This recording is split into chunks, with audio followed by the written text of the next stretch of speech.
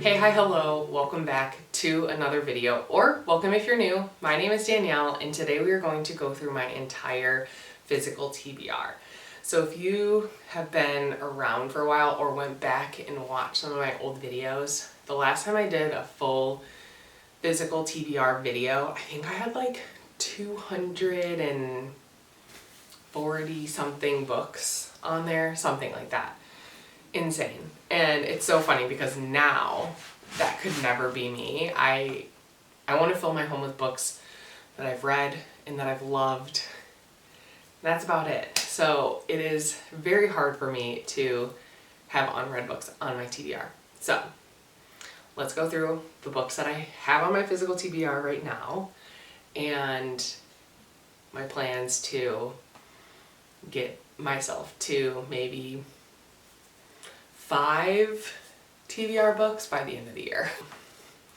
I Know Why the Caged Bird Sings by Maya Angelou. I'll look up how to say that and put it in the video. This is her autobiography, I believe. And there's a foreword written by Oprah Winfrey. That is all I know about this book. I know that it's pretty popular for kids to read in high school. I did not read this in high school, but yeah, I definitely want to pick this up. This book was really, really popular. When did this publish? Oh really, 2024? So this author wrote another book that was really, really popular called Ace of Spades that I've read. And I didn't fully enjoy it, but I think it's because I listened to it on audio and I kind of didn't understand what was going on because I was listening to it on audio. I wasn't paying attention. So I wanted to give this author another try. So I have Where the Sleeping Girls Lie, and this is about girls in boarding school, and there's like rumors going around about this girl, and then her roommate is like found dead or something the first day of school or something like that. So it's like them figuring out like what actually happened. That's all I know. I remember reading the synopsis when we were book shopping, and I'm always trying to find books that my wife will actually read because she's not a reader, but I have gotten her to read a few books in the last 2 years. So I'm always hoping that I can find something that she'll be interested in. So I picked this up for me to read to see if she'll read it. But it does sound interesting. This Could Be Us by Kennedy Ryan. I got this without realizing that this is the second book in a series. So I will read the first one first, obviously. But I'll just get it from the library just to kind of see. I did try listening to the audiobook of the first one, but I just think I wasn't in an audiobook mood or in a mood for that specific type of book because I got like 4 or 5% in and I was like, this is not my vibe. And so I put it down. But I do really want to get to this. I've heard really great things about Kennedy Ryan as an author.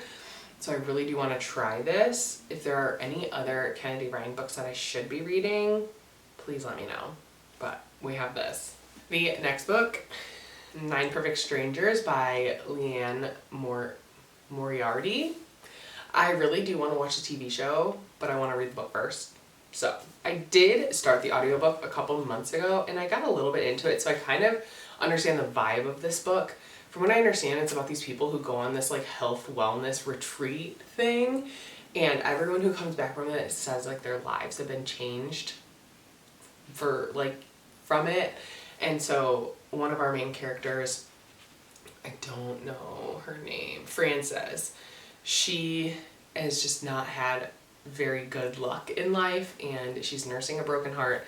So she's like, I have nothing to lose. I'm going to go to this retreat. So we're really, from what I was reading, I only got her perspective, but there are other perspectives in the book. I don't know if we get all 9 people as perspectives, but yeah, it was really interesting what I read what I listened to so far, but I just like didn't have the brain capacity or the bandwidth to continue listening to it, so I did put it down. I just I DFN'd it down for down for now, but I will be picking this up soon. The next book, I have really no idea what it's about. My son picked it out for me. We went to the bookstore a couple months ago and we like challenged ourselves. Like I had to pick out a book for him and he had to pick out a book for me. And so we each picked out 2 books for the other person and they got to pick the one that sounded the best out of the 2 that they picked. And the second book he picked was more something that he wanted to read, not actually something that he thought I would like. So I ended up going with this, which is Artificial Wisdom by Thomas R. Weaver. And all I know is it's about artificial intelligence. It's set in the future. It's in 2050. And that's about all I know about it. But when he read it, he's like, it seems like something you would like. So, yeah, it's on my TBR. The next book that I picked out is, I'll just tell you what the title is and then I'll kind of explain. So this is Murderland by Carolyn Greenwald.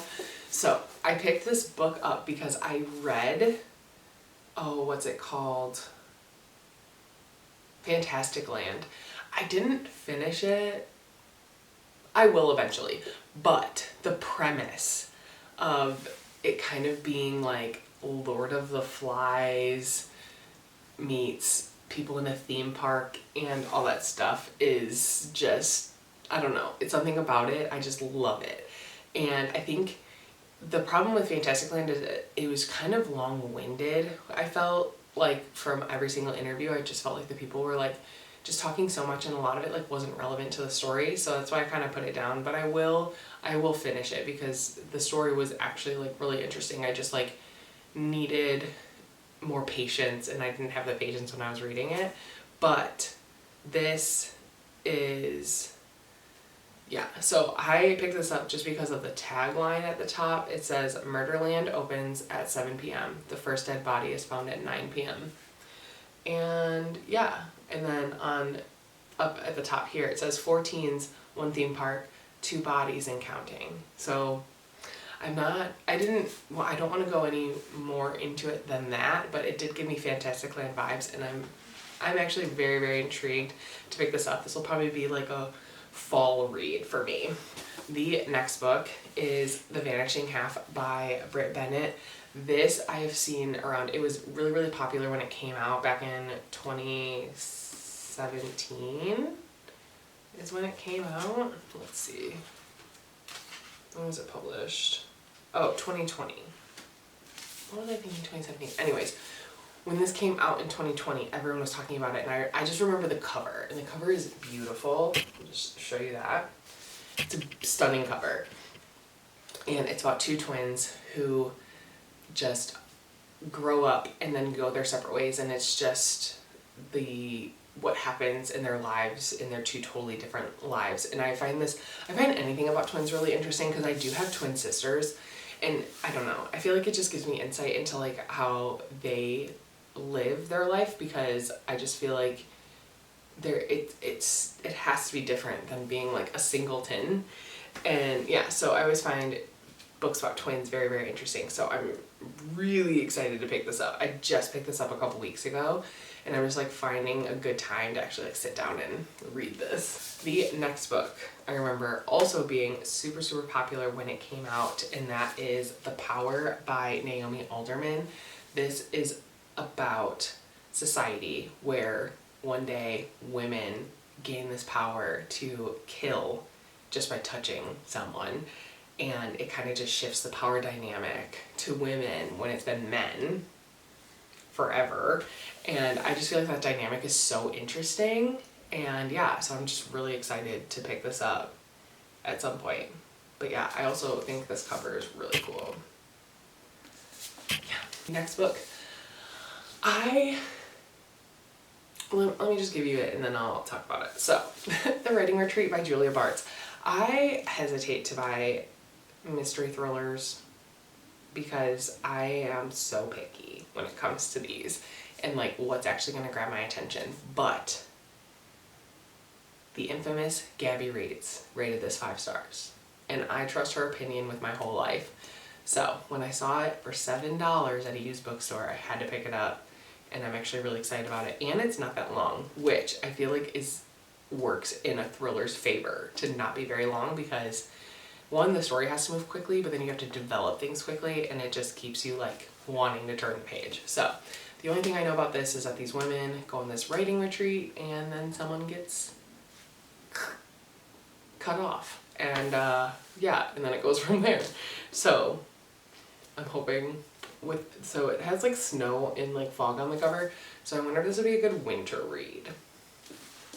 The next book is The Night of Many Endings by Melissa Payne. This I had heard nothing about until I was in this used bookstore, and I just picked it up and read the back. And this is giving Breakfast Club vibes, but it's adults snowed in at a library, and they're kind of like confessing what they've done in their past, and so that they can like leave this library and like just start fresh in their life. And that's pretty much what I got from the synopsis, but it sounds really interesting. And I also just love picking up books that I haven't heard of, because it just gives me a really fair chance to actually like genuinely love it.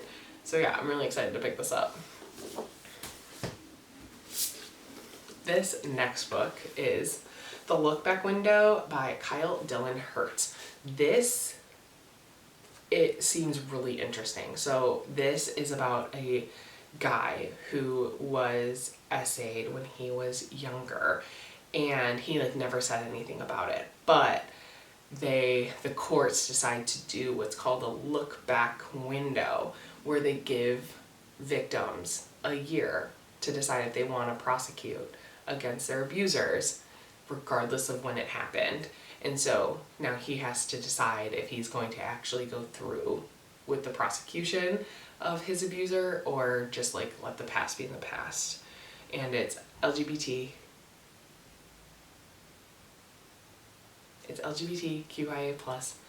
And yeah, I'm very, very interested to read this. It sounds like a really, really interesting concept, and it's not very long, so that's always good. The next book, The Last Time We Say Goodbye by Cynthia Hand. This is about a girl whose brother unalives himself, and so it's the grieving process, but there is a little bit of a mystery, because she does receive a text message from him that she believes could have saved his life if she did something about it, but she didn't. So now it's like trying to figure out what the text message said, and just allowing herself to grieve now that her brother is gone.